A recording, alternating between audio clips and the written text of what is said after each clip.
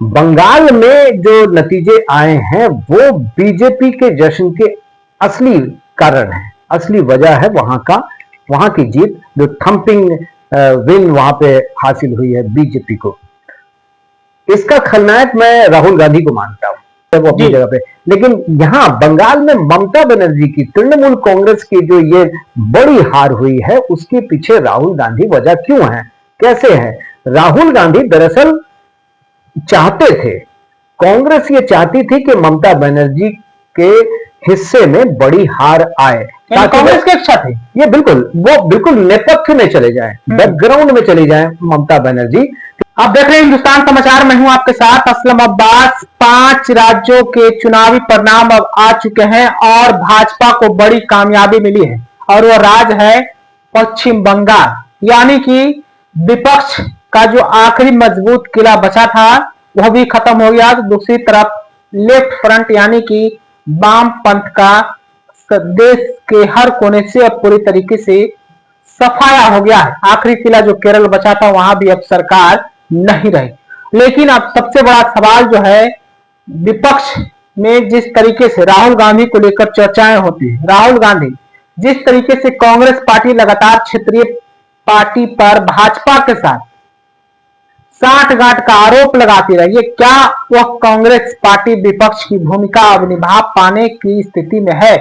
क्या उनके नेता इसके लिए यानी कि भाजपा से आमने सामने की लड़ाई में अपने आप को कहीं खड़ा पाते हैं? ये सबसे बड़ा सवाल है। और इसी सवाल में जिस तरीके से भाजपा के नए प्रदेश के साथ साथ केंद्र के नेतृत्व यानी कि राष्ट्रीय अध्यक्ष नितिन नवीन बने हैं, जो बिहार से आते हैं, युवा हैं, और बिहार में भी पहली बार भाजपा का चेहरा अपना है, यानी कि मुख्यमंत्री भाजपा का है, और बंगाल में भी अब भाजपा की सरकार बनने जा रही। इन तमाम मुद्दे पर कांग्रेस की हालत क्या है, कांग्रेस क्या अपनी स्थिति बचा पाएगी, इस मुद्दे पर हमारे साथ बातचीत करेंगे वरिष्ठ पत्रकार खालिद रशीद जी। तो सबसे पहले खालिद जी, बहुत बहुत स्वागत है आपका। और पहला सवाल यही रहेगा, क्या कांग्रेस अब बीजेपी के साथ जो आमने सामने की लड़ाई बची थी, अब न कहा जा सकता है कि कांग्रेस पूरी तरीके से खलनायक बनती हुई जा रही है छोटे छोटे पार्टियों के सामने? बहुत धन्यवाद आपका।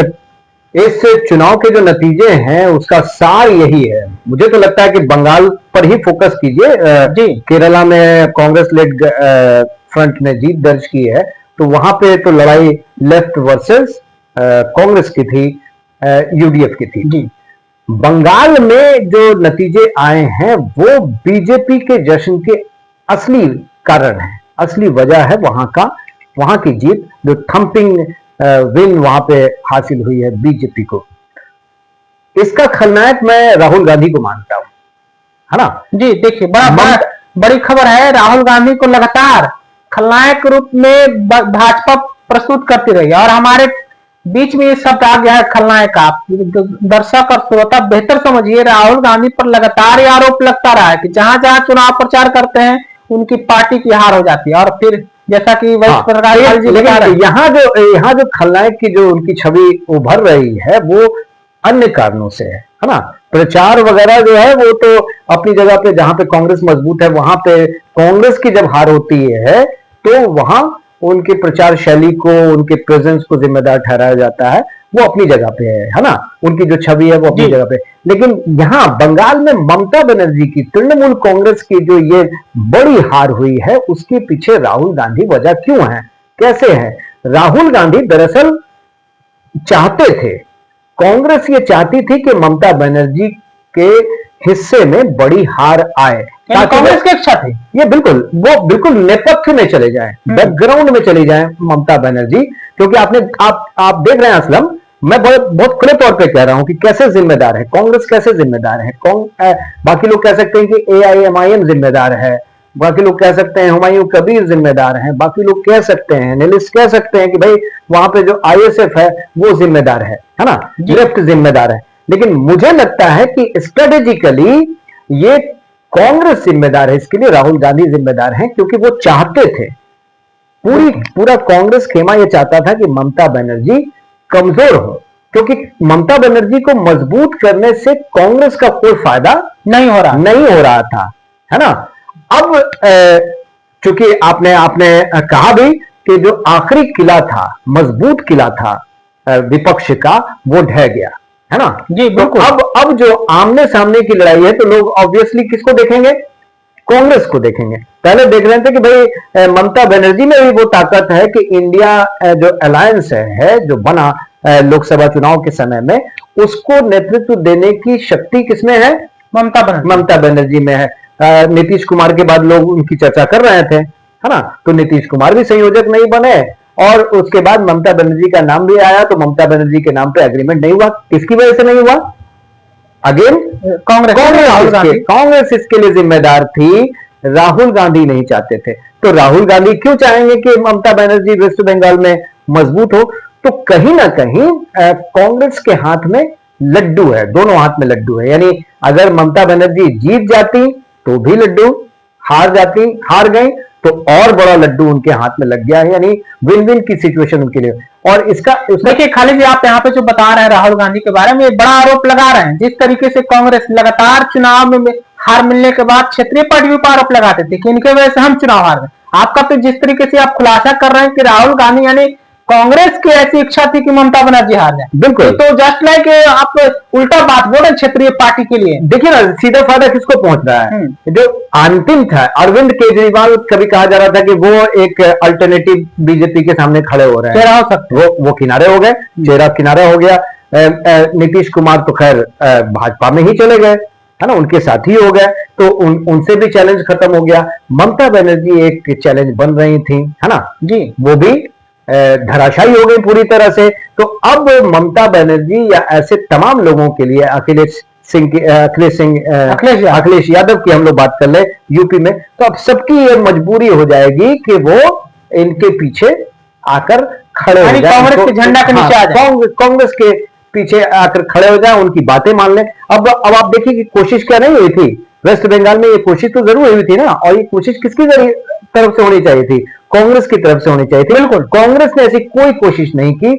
284 सीटों पर अपने उम्मीदवार खड़े कर दिए, है ना। बिल्कुल। तो जो सेकुलर वोट्स है, जो ध्रुवीकरण जिसका इल्जाम लगता है, जो अल्पसंख्यकों के मत है, उनके बीच में तो कंफ्यूजन आ गया ना, उनका तो मत बट गया ना। और इसका फायदा किसको मिला? बीजेपी को मिला।